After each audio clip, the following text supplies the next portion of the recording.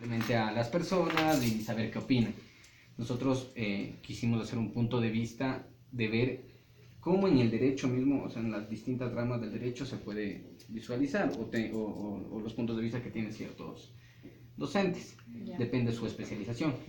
Les pedimos a ciertos profesores que nos ayuden con 5 minutos igual de su tiempo para hacerle una pequeña encuesta.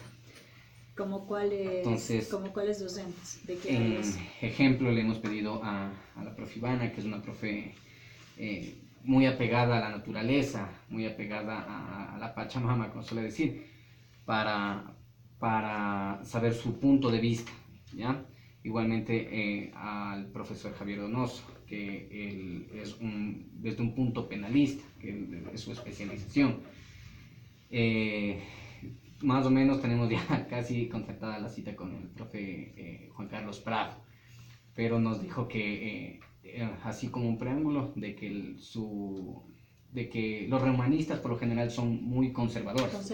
Entonces que desde ya se dice la respuesta y que no estaría a favor o en la penalización o despenalización del aborto. Pero digo, ahí tienes un área penal, tienes un área de civilista puro, tienes un área en el caso de Valeria, que es más estilo, una perspectiva constitucional, más encuadrada dentro de los temas de neoconstitucionalismo, en una corriente, y tienes una visión del otro lado de Juan Carlos, que es más la visión de un civilista ajeno a la línea de Rosana. Porque el tema que vas a tener allí es que tanto Rosana como Valeria van a tener una posición coincidente. Yo creo que te falta alguien de derechos humanos como Alejandra Cárdenas. Sí, lo tengo, no como derechos. O María Dolores, María Dolores Niño, para tener una visión desde un ángulo más vinculado a derechos independientemente del tema civil.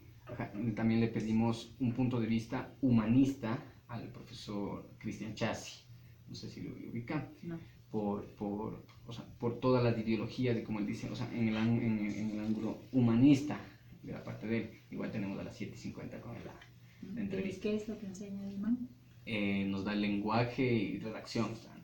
Ya, te diría entonces que si lo que estás buscando es una visión más desde el punto de vista de una corriente humanista, deberías preguntarle a un filósofo, más cercanamente a alguien que además tenga una especialidad en ética.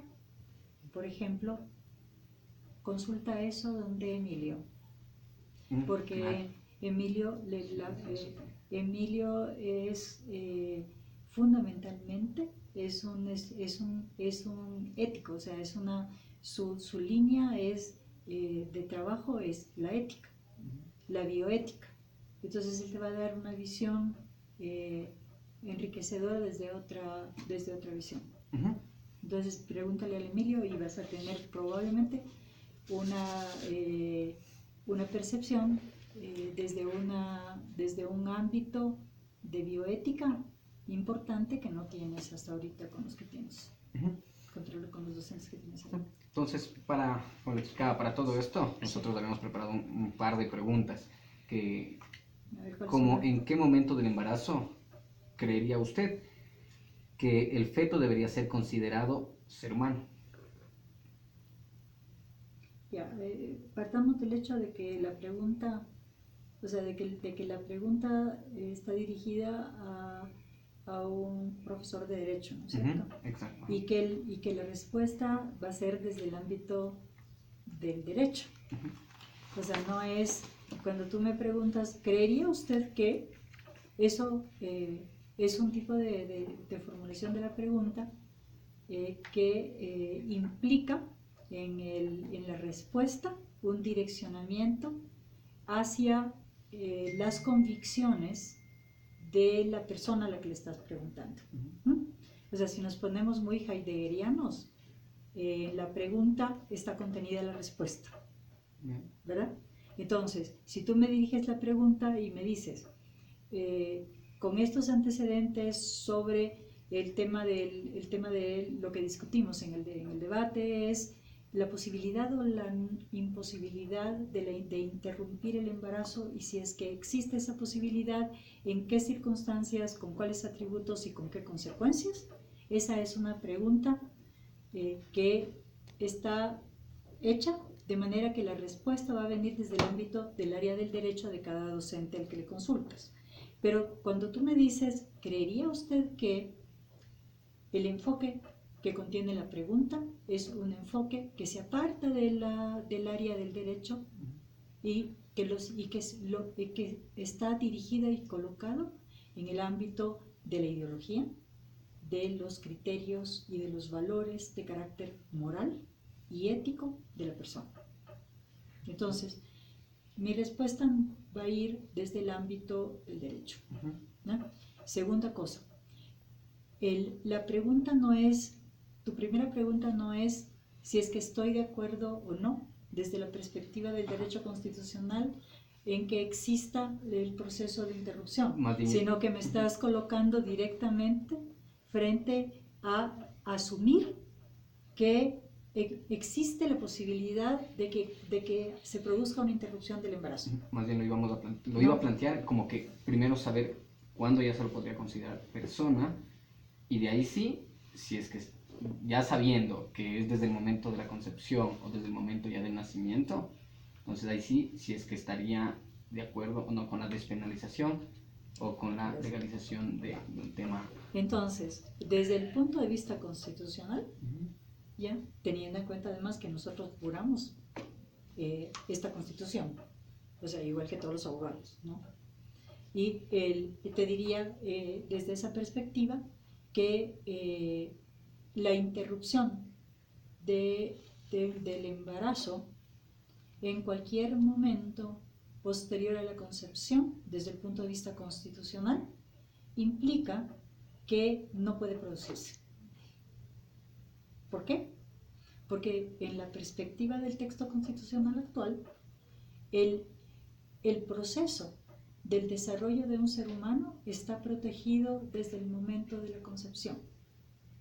De manera que el supuesto detrás de la norma constitucional que establece eso es que la Constitución asume, el derecho constitucional asume que la persona protegida es persona desde el instante de la concepción. Desde el instante de la concepción. Claro. Por eso es que lo protege desde ese momento. Proteges la existencia de una persona. No debates si es que si es que en el desarrollo, digamos, tuviste un feto, si es en qué momento ese feto se convirtió en un ser humano, en un ser persona. La Constitución, el supuesto de la Constitución es que tú eres persona desde el instante de la concepción, y por eso lo protege desde ese momento. Y en el caso de que, planteándonos ahora desde el punto de los abortos que se hacen de forma oculta, ya que no es legal, y en muchos de estos se llega a poner en riesgo la vida de las madres, sí. en riesgo mucha vida las vidas de las jóvenes, por lo general en nuestra investigación que estamos intentando realizarla, nos lleva a que muchas jóvenes buscan lugares en los cuales no están en buenas condiciones o condiciones precarias para poder realizar este tipo de abortos. ¿Ya? Y por lo tanto, las jóvenes no es que en su primera relación sexual quieren ser madres, fue un error. Entonces, por lo tanto, ¿cómo se podría ayudar legalmente, o qué normas se podría, o qué debate se debería crear en la asamblea o en las fuentes de derecho, como para poder garantizarles a ellas, a las madres, seguridad, a las madres que no quieren, a las mujeres que no quieren ser madres? Pero... A ver, si tú quieres, o sea, digamos, estás tomando, en primer lugar, digamos, estás tratando un tema que es tremendamente complejo. Y su complejidad no es solamente una complejidad de carácter jurídico. Su complejidad es fundamentalmente una complejidad que tiene que ver con la forma, los valores, las percepciones y las regulaciones de carácter social, que no necesariamente se agotan en el derecho, sino que son previas. Entonces, estás además señalando específicamente un tipo de problemática, ¿verdad? Eso tienen que demostrarlo con las cifras. Porque ese proceso que tú señalas está enfocado en el embarazo precoz, es decir, en el embarazo adolescente y en las consecuencias que se derivan del embarazo adolescente. Entonces, ¿aquí hay un problema? Yo diría sí, existe un problema y hay cifras y hay datos que nos dicen que este es un tema serio que hay que enfrentar. ¿Cómo se produce? Porque tú me dices cómo se ayuda a la chica que no quiere ser madre a solucionar el problema. Lo estás catalogando como problema el hecho de la concepción, ¿correcto? Porque es un problema para la madre y es un problema mayor porque es un adolescente. Entonces, ¿de qué forma hay que ayudarle? Le ayudamos interrumpiendo el embarazo. De alguna manera, eso está implicado en el formato y la propuesta que ustedes nos están trayendo a esta mesa. Entonces, lo que yo te diría es lo siguiente. Hay un problema en este momento en Quito y en el Ecuador, vinculado a un incremento del embarazo adolescente. Sí. ¿Cuál es el problema derivado de esta y la forma en que se quiere solucionar el problema? Ya por allí empezamos a tener diversidad de enfoques respecto del hecho, ¿verdad? El hecho de que exista un embarazo adolescente que causa un problema en la chica adolescente y en el padre adolescente o adulto, porque el embarazo es el producto de una relación entre dos personas.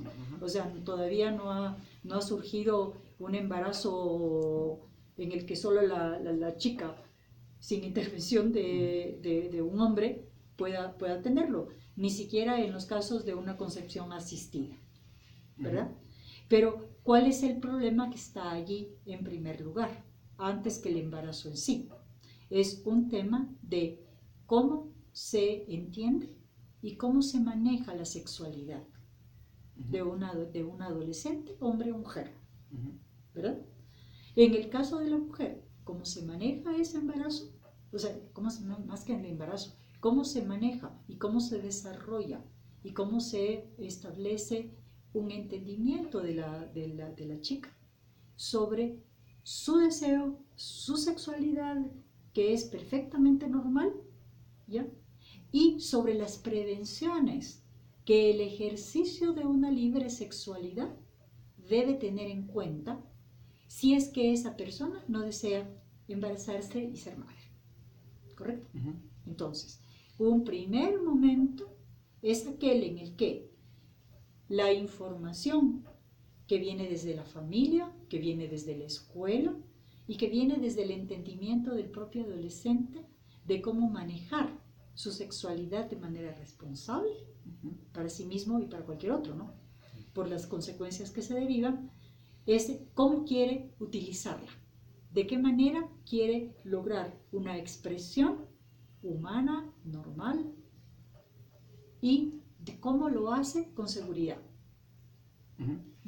Y eso involucra a la chica y al chico, o a la chica y el adulto que está en el tema.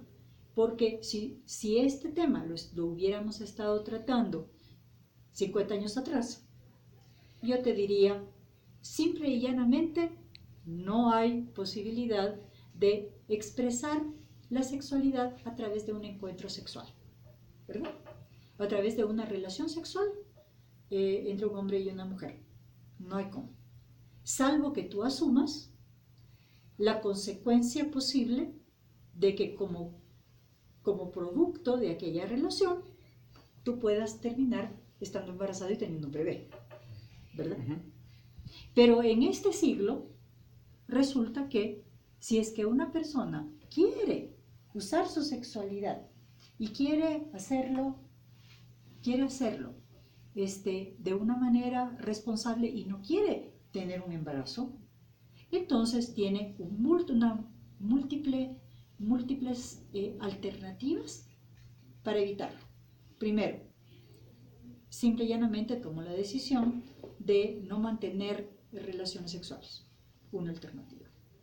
Segunda alternativa, tomo la decisión de utilizar un medio anticonceptivo para no embarazarme.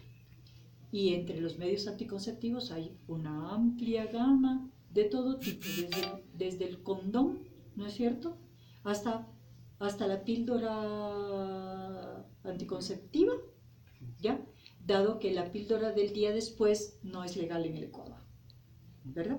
Entonces, si tú tienes una multiplicidad de métodos que te permiten explorar la sexualidad y llegar a un encuentro sexual sin asumir la consecuencia de poder quedar embarazado y generar otra vida, tienes una amplia gama de alternativas, ¿correcto? Y además